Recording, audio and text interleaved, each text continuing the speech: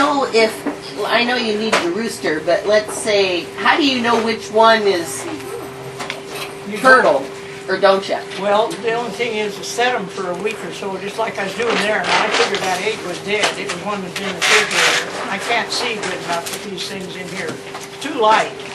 And see, when you candle them and the whole tray of them, well, I take them down to the basement, get everything set up, and then turn all the lights off. And then you can see through them. And you put one on there, and it looks just like a fresh egg. Feed it to the dog, because it ain't any good. And I had awful good luck last year with them. Oh, I had probably 15 or 20 banty hens, and I had about 4 or 5 roosters. And Walt and I went one time to a big farm down there in the Spokane Valley. And if I remember right, that guy told us they were all Leggers, like as big as a store. And he said they had 7 roosters or a rooster that ever 7 hens. And he was selling fertile eggs. But I said that's a long time ago, and I don't know if I remember what I'm talking about. But I had old red rooster in there, and I threw him outside because I didn't want him breeding the banties. And then I took him and the red hens and put them in a pheasant pen, and their eggs were all fertile later on. And I think it's probably pretty near a week before the gestation on them is where the rooster gets to them, and then the egg would be fertile, but I wouldn't swear to that. Now, whether I read it, I should have brought that book. I got one of those Standard of Perfections. You finally got it back, huh? You know, the fact is I got 2 of them. Because Danny had one, yeah, you had that one for ages. But in that, out there at the fair one year, I had 700 Leghorns laid, and they were bought in probably January or February, and they were beautiful. And I picked out 3 pullets and took them out to the fair and entered them in a pen. And the guy who was from the University of Idaho was grading them. And I labeled them as 3 Leghorn pullets. He went right by them, you know, and I was doing the paperwork for him. So when he got down there a ways, I said, how come you didn't grade those pullets?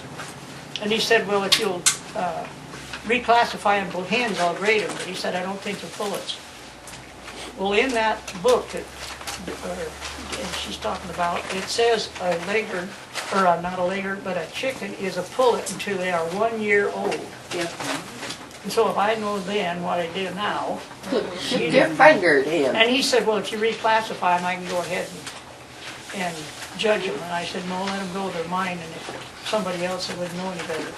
And then out there at the fair, time and again, I had somebody mad at me because they would find, if the judge found lice or mites on their chicken, they wouldn't judge them. And somebody would swear to God they didn't have lice. Well, if you pick that chicken up and turn it up and look around the vent, and those lice will just go like mad to get out of your sight. And that's the easiest way to tell whether they got any in or on them. And then I kept getting mites on me one time going, we had a bunch pinned in an old horse barn because we needed this big house. And I kept getting mites on me when I go to the house. And here there was a board up over the doorway. Well, they put just a house door on there, and it was hitting on that board. Well, hell, every time they have a spring on it, like they used to have on a screen door. Well, every time I went out of there, I'd take the edge, you know, and let the door slap back on its own. I was dumping those damn mites down my neck. The bird was right on that board, had mites all over it, and I couldn't find any on the chickens because there wasn't any there. Well, what's the best way to get rid of them on chickens? Mites? Well, used to, you could get this Malachon 50. They still sell it, but there isn't any directions there because it has been outlawed for kennels and chicken houses. And when we had them big laying hens, they had dirt floors in them. And we still got them, but Walt would clean that all out with a tractor and pull the manure over to the side. And then I'd take a hose, just a garden hose, and those fertilizer spreaders, fill it up with that Malachon. Another thing that'll work is creosote, or sheep dip they call it. But I just go in there and plaster that whole chicken house, walls and floor and everything with that. And we never had any. We put baby chicks in there, see. And the worst way you can get leg mites or chicken lice is to take somebody else's chicken and put it in with yours. And I had a hen out there that had chickens that got leg bites on them. And that damn old hen was roosting in the tree with her young ones. I think she got them from the bird. So then I got to taking baby oil and putting sheep dip in it, and then dipping their feet. And I had a Reed's rooster out there that his legs were so bad he was bleeding. And that sheep dip and oil healed him up. I know it did it because it was that one bird. She's Nothing pleased to with talk us, about. Sam. A little competition. Thinks you're funny. I don't know what I did with that other leg. I think I put it back under. I So wasn't going to break another one because I can't help breaking that one. when is the best time to start collecting eggs for incubating? Any time of the year, spring, what month? Well, Donna, if you collect them and you want to set them later, we'll put them in an egg carton and turn the egg carton. You're supposed to turn them keep them at room temperature. And then just turn the whole dozen over. That's what I usually do. Okay. And then the neighbor gal out there, Janae Kyle, one year, she had me hatch some new hamps she had because she was so fond of the ones she had. And I don't remember how many I got out of them, but she was going to pay me to put them in that incubator. And so when she got her chicks back, I said, well, just bring me 3 dozen eggs.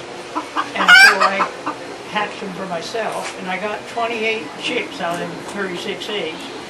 And I lost one of them, and there was one bullet, the rest of them were all roosters. And why? Yeah, well, just think if you had to buy them. Yeah, I told her if I'd have bought them somewhere, I'd have really been mad. Yeah. Joy, do you think that there's a certain amount of time you can keep eggs until you put them in the incubator? Well, the embryo, that's why I say that, when there's hatch was in the refrigerator, and I don't know how old it was to boot. Yeah, and I put them in the refrigerator. I had them in there, I was going to use them, and then I thought, since I was going to set that hen for this deal, I took one out of the refrigerator and. Well, Mariah did that down the road, from you. Yeah. So I knew that could happen, but I've always. Well, I wouldn't suggest refrigerating them if you're going to set them. I've always preached that. I hatch out for the school 3 incubators, and Yeah. I just wonder how long I can store them before I can put them in. Well, probably after about a week they'll start dying. A week? Okay. Yeah, I think. But those kids down at Sago, they didn't have that one. They had that, I got another little round one supposed to be for quail eggs. And I loaned it to the teacher down there and gave her Banny eggs to put in it. Well, out at the fair, I cheated because I took the Banny eggs that were pepped out of the big incubator and took them out to the fair so that people could see them get out. Yeah. Well, some of these little kids with about 9 or 10 running around there, and I said, now don't touch that wafer on the incubator. And that little one with the devil said, well, it doesn't make any difference. We turned it down there at school all the time and nothing happened. Well, their eggs never hatched either. But she told me that out at the fair, and they'd had those eggs down there at school, and they didn't get anything out of them. And then I say, well, I cheated. I took the eggs that were pepped and took them out there and put them in that little incubator so it's plastic. So, and then I never knew how long it took them to crawl out of the egg. I caused a lot of trouble because people would see that pepped egg and they wanted to watch that baby get out, and it'd take all day. 24 hours. And then I took an aquarium out there the second year I done it, and I put the baby chicks. First year I put them in a blanket or a bath towel in the car after I hatched them. And then I put them in that aquarium, and I had a 100-watt bulb in one end and 75 in the other. And it was a big chick, or probably belonged to the aquarium for fish. And it had a part of the lid and stuff, and those little chickens was happy as hell with both lights on it.